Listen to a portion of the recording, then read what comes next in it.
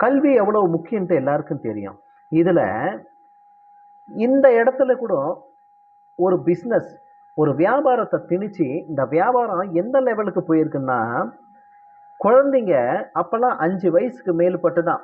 அது சில இது இருக்கும், காதை தொடுறவங்களுக்கு தான் ஸ்கூல்ல அட்மிஷன் உண்டு அப்படின்னுட்டு. அப்போ இப்போ பேசுறாங்களோ இல்லையோ, பேச தெரியுதோ இல்லையோ, 2 வயசு ஆரம்பிச்சுட்டா 2.5 வயசுலயே கொண்டுட்டு போய் அவங்கள premium KG, pre KG, senior KG அப்படின்னுட்டு அதுல ஒரு 5 வயசுக்கு முன்னாடி இருந்தே ஒரு 2-3 வருஷம் பிள்ளைங்களுக்கு ஸ்கூல் அட்மிஷனு, இதுல ஒரு பிசினஸ் உருப்படுத்திட்டாங்க.